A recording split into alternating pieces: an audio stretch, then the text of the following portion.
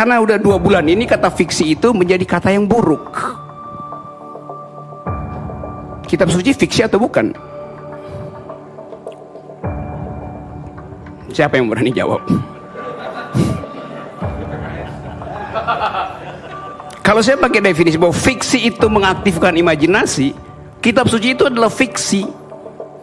Karena belum selesai, belum tiba itu.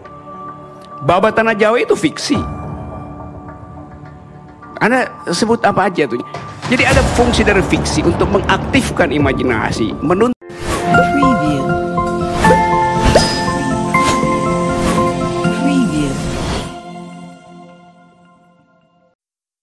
Sobat Renaissance Indonesia, sekitar sepertiga isi Quran adalah sejarah. Dan sejarah-sejarah ini secara sastrawi memiliki karakteristik atau ciri khas tersendiri, sebab sejarah-sejarah ini disajikan bukan dalam bentuk detail-detail kronologi waktu atau tempat. Sehingga sejarah-sejarah ini berbeda dengan literatur-literatur sejarah pada umumnya. Pertanyaannya, apa maksud Quran dengan cara penuturan sejarah seperti itu? Sobat Renaissance Indonesia, bila kita perhatikan, amati, setiap kali mengangkat fenomena-fenomena sejarah atau fenomena-fenomena sosial lainnya, Quran senantiasa mengajak kita untuk terus-menerus mengamati, mencermati fenomena-fenomena tersebut.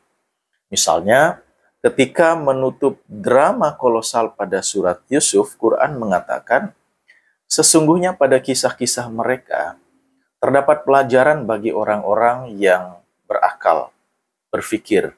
Al-Quran ini bukan fiktif, melainkan membenarkan yang sebelumnya, menjelaskan segala sesuatu sebagai petunjuk dan rahmat bagi orang-orang yang beriman. Di sini kata kuncinya adalah pelajaran dan berpikir. Pelajaran tentu saja bersumber dari sang pemilik ilmu, yaitu Tuhan, sementara berpikir adalah ikhtiar intelektual manusia. Itu artinya, sejarah-sejarah ini adalah objek yang dapat ditelaah dan dipelajari manusia, serta dikelola dengan prinsip-prinsip ilmu, sehingga manusia dapat menemukan kaidah-kaidah hukum tertentu atau sunatullah di balik peristiwa-peristiwa sejarah ini.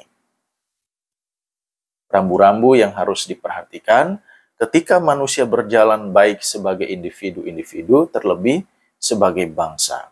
Maka individu atau bangsa yang bisa mengikuti atau menyesuaikan diri dengan kaidah-kaidah hukum atau tarian sunatullah, itulah definisi individu atau bangsa yang dirahmati, diberkati. Jadi, Sobat Renaissance Indonesia sekalian, maksud Quran dengan cara penuturan sejarah seperti itu, salah satunya adalah untuk menarik perhatian atau mengarahkan pandangan kita pada kaidah-kaidah hukum atau sunatullah yang berjalan pada alam psikososial manusia, sekaligus yang mengatur jalannya peristiwa-peristiwa sejarah itu sendiri. Ya, seperti yang mengatur kebangkitan atau keruntuhan peradaban, yang mengatur pergantian atau pergiliran kekuasaan, yang mengatur ajal umat atau peradaban manusia, bukan pada detail-detail kronologi waktunya atau tempatnya.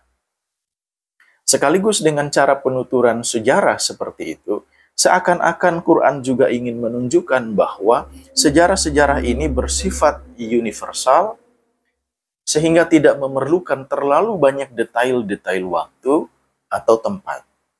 Sama ketika kita membayangkan panas api, kita juga tidak memikirkan satuan-satuan waktu atau tempat apapun karena kita sadar sifat api universal selalu seperti itu, tidak pernah berubah sampai kapanpun. Dengan kata lain, peristiwa-peristiwa sejarah yang dikisahkan Quran ini umumnya adalah fenomena-fenomena yang berulang-ulang dan terus-menerus kita saksikan dari zaman ke zaman sepanjang sejarah.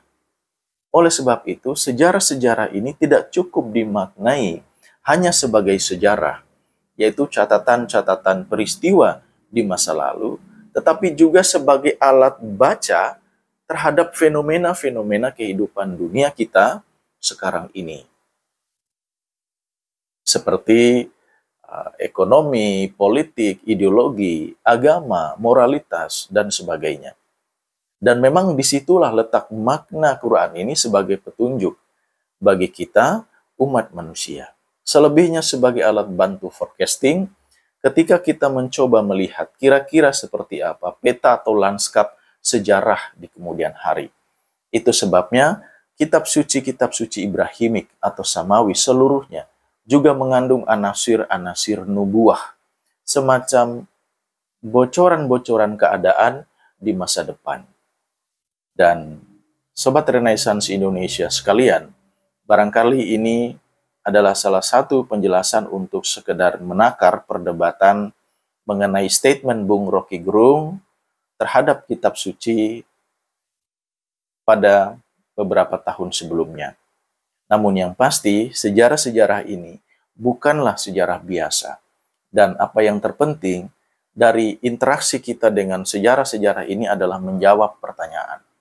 Kira-kira apa relevansi atau kesesuaiannya dengan kehidupan dunia kita sekarang ini?